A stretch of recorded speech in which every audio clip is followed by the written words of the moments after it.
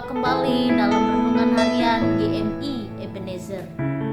Sebab kerajaan Allah bukan terdiri dari perkataan, tetapi dari kuasa.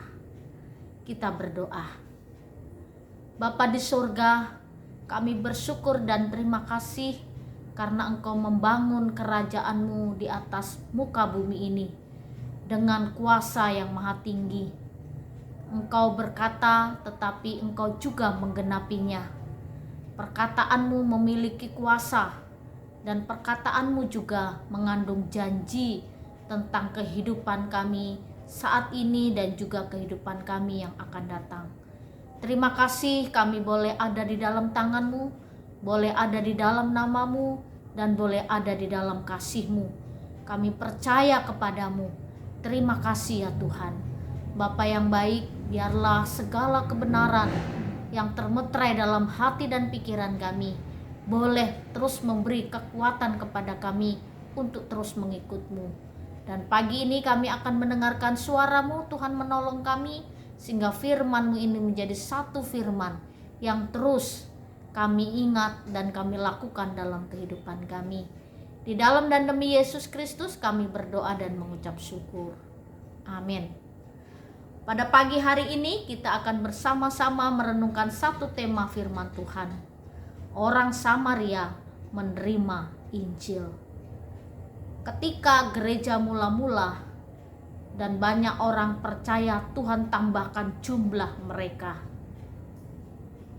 Sesudah Pentakosta, orang banyak berkumpul dan mereka menerima Roh Kudus. Pencurahan Roh Kudus terhadap orang-orang saleh. Sesudah peristiwa itu, Petrus berkhotbah di Serambi Salomo dan 3.000 orang bertobat. Lalu sesudah itu bertambah juga jumlah orang-orang percaya. Ada 5.000 dan ada 4.000 orang kemudian yang percaya. Lalu dengan banyaknya orang-orang yang percaya kepada Kristus, mereka bukan hanya orang-orang Yahudi saja, tetapi mereka terdiri dari berbagai macam suku dan bangsa.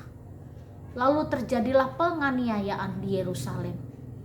Akibat penganiayaan itu, orang-orang Kristen dianiaya untuk menyangkal imannya supaya mereka tinggalkan Tuhan Yesus. Ada yang tetap bertahan sampai mati dalam imannya. Ada juga yang tinggalkan Tuhan Yesus. Dan ada juga semua orang keluar dari Yerusalem, bukan untuk melarikan diri dan melarikan diri, tetapi mereka pergi dari Yerusalem, keluar dari Yerusalem untuk tetap memberitakan Injil. Dan salah satu orang saleh, orang yang diberkati oleh Tuhan, orang yang penuh dengan Roh Kudus adalah Filipus. Lalu Filipus pergi ke kota Samaria. Dan ketika ia ada di Samaria, dia terus memberitakan Injil. Di dalam Kisah Rasul pasal 8 ayat yang ke-5 dan ke-6 demikian bunyi firman Tuhan. Dan Filipus pergi ke suatu kota di Samaria dan memberitakan Mesias kepada orang-orang di situ.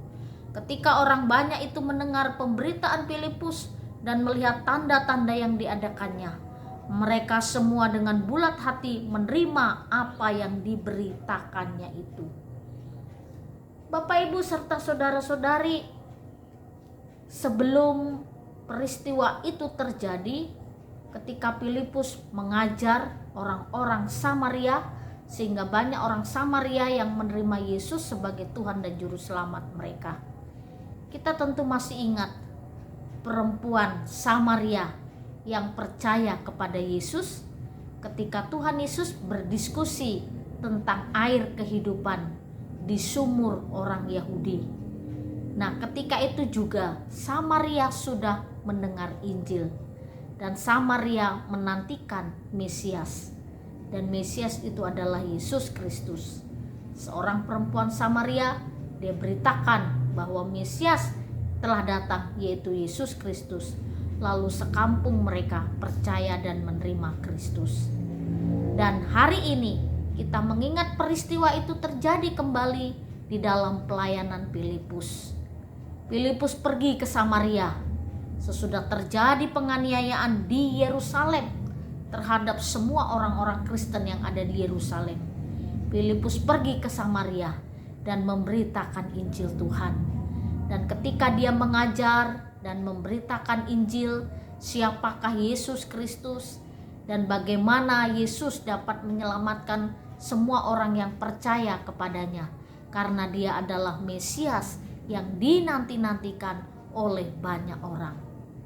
Akhirnya orang-orang Samaria menerima Tuhan Yesus sebagai Tuhan dan Juru Selamatnya.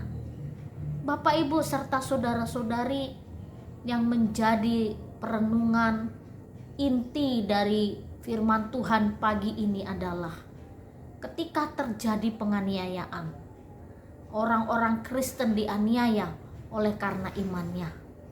Dan penganiayaan itu sudah terjadi di awal-awal gereja mula-mula.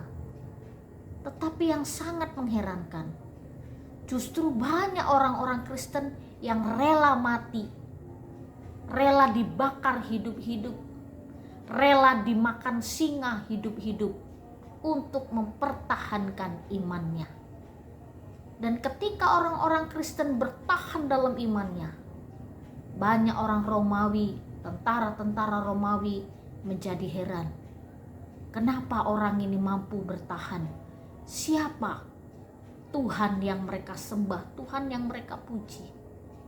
Dan siapa Yesus Kristus yang sudah mereka aniaya? Dari situlah banyak juga orang yang percaya kepada Kristus. Dan penganiayaan itu terjadi ketika orang-orang mengalami penganiayaan. Kalau dia orang-orang yang tidak bertanggung jawab, pasti dia lari, dia tinggalkan iman percayanya. Tetapi tidak pada orang-orang Kristen zaman gereja mula-mula. Mereka rela memberikan apa saja untuk tetap setia kepada Tuhan. Demikian juga dengan Filipus. Tidak ada rasa takut, tidak ada rasa cemas. Justru ketika mereka keluar dari Yerusalem untuk memberitakan keselamatan kepada orang-orang Samaria.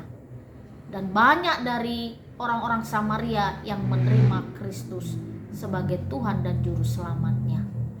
Bapak, Ibu, serta saudara-saudari, ketika Tuhan sudah bekerja dan ketika Injil harus diberitakan, tidak ada lagi rasa takut, rasa khawatir.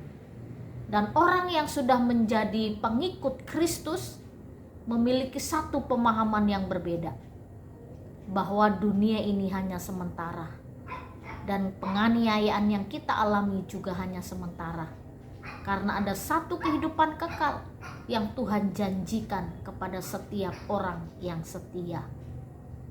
Jadi Bapak, Ibu, serta saudara-saudari, menjadi orang Kristen, jadilah orang Kristen yang setia.